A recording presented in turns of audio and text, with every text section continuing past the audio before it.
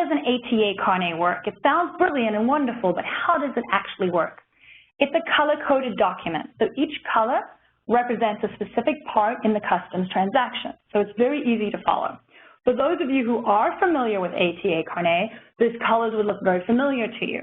The green is the cover of the ATA carnet. That is the master part of the ATA carnet and for the entire validity period of the carnet.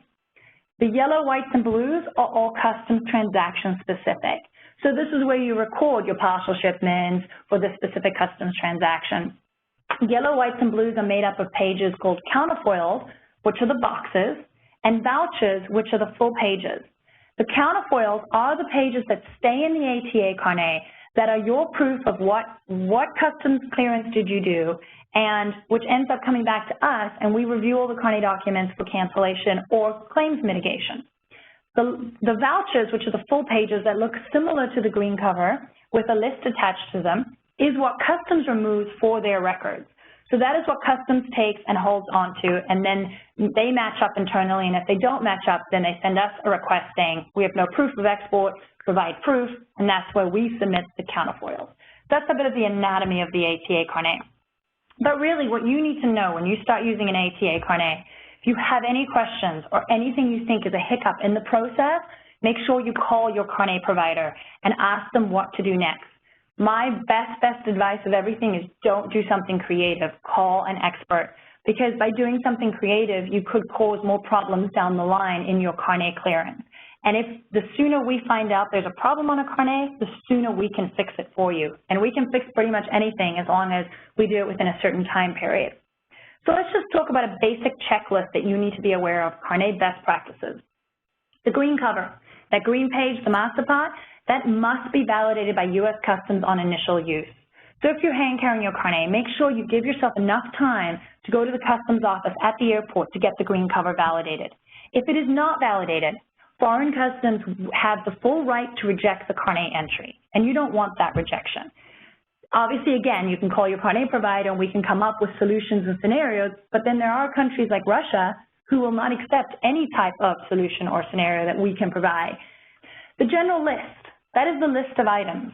Because the ATA carnet shipments do not require to be classified either in the harmonized tariff schedule or Schedule B numbers, there's no classification requirement. So the list has to be clearly described. My recommendation is do not use industry terminology.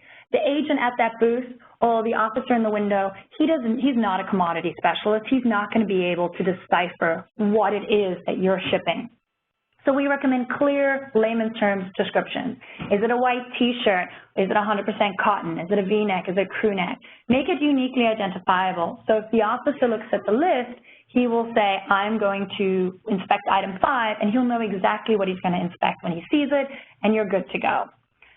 Foreign customs has the right to restrict entry. So when you enter into a foreign country on that white importation counterfoil, foreign customs does have the right to say, I'm going to let you in this country for 6 months only. The carnet is valid for 1 year period, so the carnet validity does not change. But how long you can be in that customs district or customs territory can be limited by customs. So when you walk away from customs, look at, it's actually box 2 on the counterfoil. And if any of you have specific questions on filling out the carnet paperwork, we'll take those questions at the end and we can address all the different boxes. But box 2 on the importation counterfoil will tell you when you need to be out of the country. Now, there are countries who make a habit of it. China, Singapore, Mexico, who am I missing? India. They limit every entry to 6 months, period. So just be aware. Now, you can ask for an extension of those 6 months, and they will grant an extension, but you have to do it before that date is up. Always note the ATA carnet number on all supporting documentation. So if you're shipping your goods with a freight forwarder, logistics provider, and you have a bill of lading, you have a packing list, put your carnet number on everything. Because if we have to make a case for you and resolve a claim, we need as much supporting documentation to prove the paper trail when the carnet cleared customs. And the same goes for the carnet. So on those counterfoils, there's a box for other remarks. Always include, if it's air cargo, your airway bill. If it's ocean, your bill of lading. And if you're hand carrying it, put your flight number on the counterfoils. It is highly recommended so we can tie this carnet clearance with the means or mode of transportation. More best practices. Split and partial shipments are possible. As I mentioned, you could ship out 1,000 items for a trade show in China, come back and take one item to Canada for a private demonstration. But you need to pay special attention to split and partial shipments. Even your handwriting, when you're writing in the numbers, when you show up at customs for validation, you should complete the section of the item numbers and cross off the items on the vouchers so that you're making sure you're recording for them. They don't know if you're doing a partial shipment. They're going to look at the list and say there's 1 through 1,000 items. But unless you tell them I'm only taking items 5 and 100, they will not know that. So make sure you pay special attention to split and partial shipments. That is where we see the biggest hiccups on the claim side. Expired U.S. ATA carnets must be accepted by U.S. Customs for reimportation. Now, this is very good for you to know because basically it's telling you if you, let's say, so the convention and the directives say that the goods have to be out of the foreign country on or before expiration. So what that means is let's say you're in Shanghai. You hand your goods over to the cargo carrier. They load it on the ocean vessel, all on date of expiration. You're perfectly compliant. The carnet is validated on date of expiration, perfectly compliant. The ocean vessel sets sail. Will it return to the United States before expiration date? No, it's physically impossible because it's leaving China on expiration date. It'll arrive after expiration date. U.S. Customs has to accept that carnet, expired carnet, back into the United States. It is a registration documentation. And they may ask, I want to see the bill of lading. I want to see why it took you so long to come back. Did you do non-carnet country travel? It's perfectly fine. You could go from Australia to Chad to the United States. Chad's not a carnet country. That's perfectly fine. You just have to answer their questions, obviously, to prove why it took you so long to come back, but they have to accept an expired U.S. carnet returning. If you run into, and it happens regularly, please let us know. I can call support and inform them on which page in the training manual there is the clearance information on U.S. expired carnets returning home. All right, next best practice. If at any time you are suspicious that your ATA carnet is missing, whether it's lost with your freight forwarder, whether you left it in a hotel room, immediately request a duplicate ATA carnet. ATA carnet is a physical document, and we're only authorized to issue one at a time. But as soon as you think it's lost, request a missing or request a duplicate to replace the lost original. It picks up where the original left off. So if a claim is filed against the original, we can resolve it on a duplicate carnet. So like going back to my first point, the minute you think something's awry, call your carnet provider. That way we can give you these solutions. Oh, you lost your carnet? Get a dupe right now. Let's get it cleared into U.S. Let's use that as your proof of return to U.S. soil. And my other best recommendation is take photographs on your smartphone or photocopies of the ATA carnet after each customs clearance. And I'm going to tell you why. I have a horrible story. The famous TV show, you're going to know who I'm talking about as I get through the story. They've been using carnets since the concept of the show was invented, which is many, many years now. They've done tons of seasons of this TV show. They rent their equipment from an LA production rental house in Los Angeles. They export out of LAX. They import, and this is all done hand carry, they import into Germany, all good, carnet stamped out of LAX, carnet stamped into Germany customs. They race across Europe. They end in France. Shows filmed, done, completed. They get back on their flight from Charles de Gaulle to JFK. They stamp out by French customs in Charles de Gaulle, so they're golden. They stamp back in by JFK customs into the United States. They're great, right?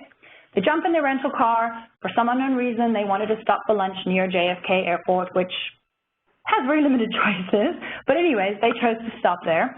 And while they're eating lunch, their backpacks in the back of the car were stolen. The gear is all in the trunk, so they're all good.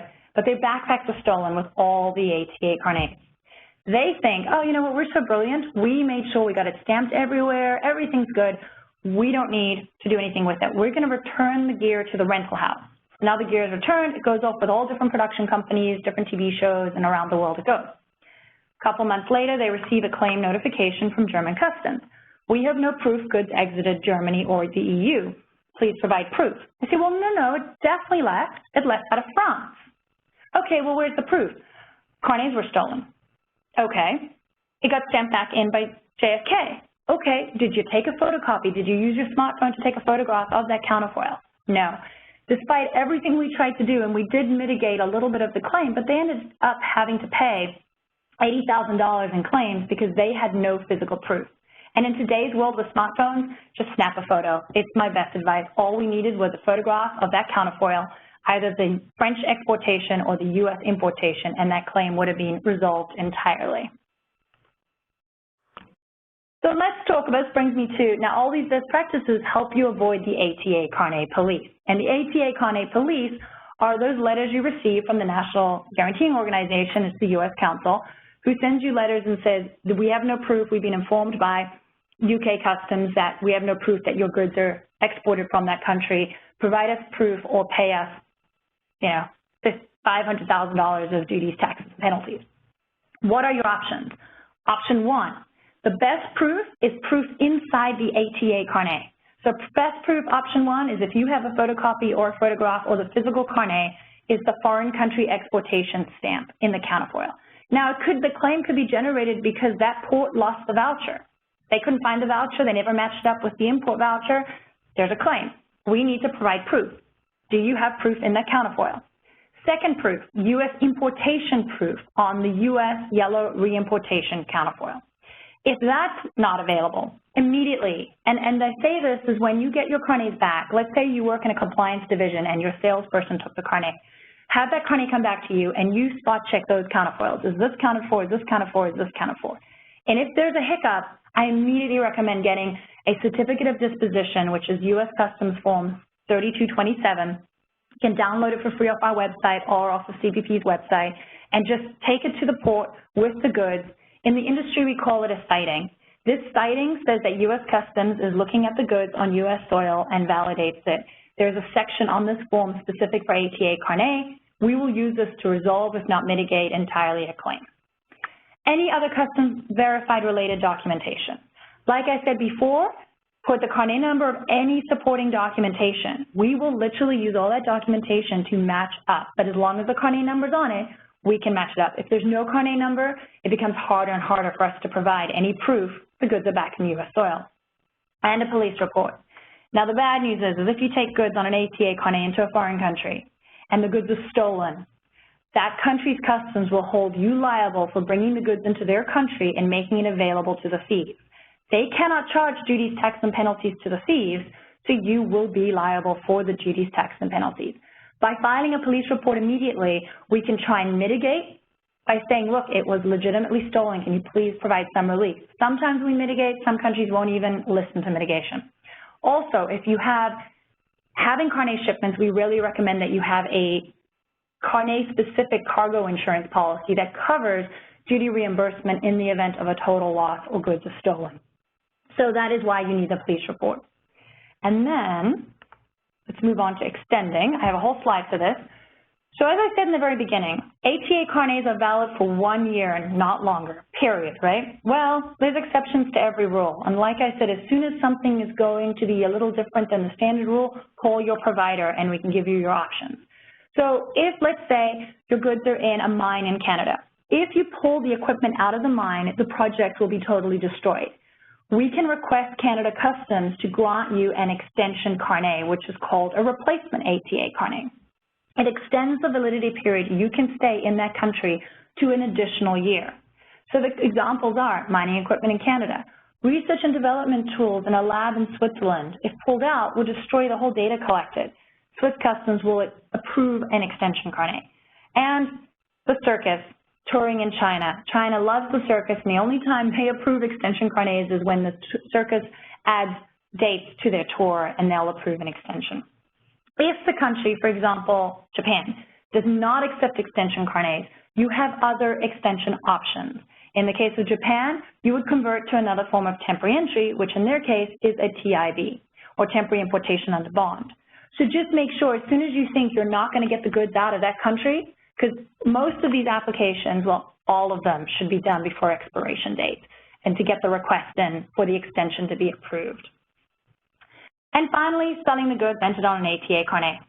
ATA carnets are intended for temporary importation. They're not intended for sale. However, they were invented after the Second World War to foster trade in war-torn Europe before the European Union. So they are intended to grow trade. So if a sale is imperative that it is made at that point in time, you can sell goods off an ATA carnet. What you will pay is the duty, the tax, plus the penalty. The penalty is 10% of the sum of the duties and taxes. It is not 10% of the value. And if this situation comes up, call your Carne provider for the procedures to make sure that every T is crossed and every I is dotted. So how does, just to summarize, and we'll get to Q&A in a couple minutes, how does an exporter get an ATA Carne? It's really easy. If you have a freight forwarder or a customs broker that arranges your logistics, you can absolutely, most likely they can provide you the full ATA Carne service. Simplified application process, it's really simple. Information on the exporter, that would be you. Who is the exporter record, the owner of the goods? And then who is your customs broker, who is your freight forwarder, who is approved to clear customs with the Carne? So very clearly described list of goods and the countries you're planning on visiting. And the reason we request for the countries at time of application is so that our application system will give you tons of pop-ups. There's so much country-specific intricacies that we have running around in our head that you do not need to remember. This will tell you. You know, Singapore limits to 6 months, just keep in mind of that, those sort of information. But if you select a country at time of application, and let's say you're going to Japan, and the Japan trip cancels, but a second trip comes up to go to Canada, just grab and go. As long as the items are the same, just grab and go to Canada, grab your Carne. The counterfoils and vouchers are not actually country-specific. Now, the security deposit, the U.S. Council for International Business requires that every ATA Carne have a security deposit posted with it. This is typically 40% of the value of the goods, or in the case of Brazil, they have a 60% requirement. There are two options to post the security deposit. One option is to post cash, which is fully refundable after the Carne is returned and canceled, or an ATA Carne surety bond. And honestly, that's the most cost-efficient way. The ATA Carne surety bond is a written agreement between you, the insurance company, and the U.S. Council. And it's a written agreement for the 40%, but you never have to pay the 40%. You pay a premium for that bond, so the bond company takes on that responsibility or that guarantee to the council. How much does it cost to get an ATA Carne? There's a fee schedule set by the U.S. Council and U.S. Treasury. The fee schedule ranges on the total value of goods, but let's just look at this example here. You have $50,000 worth of goods. The basic processing fee is $340. Let's say you go with the bond. Standard industry is $10 per thousand, so $200. Total cost, $540. Let's say you're taking $50,000 into the UK. They have a 20% import tax, not including duty. How much would you have to pay or post at minimum? $10,000. So $540 to get the Carne versus $10,000 to post. The Carne is a much better financial decision for you to use. How long does it take to get an ATA Carne? Standard processing is 2 business days.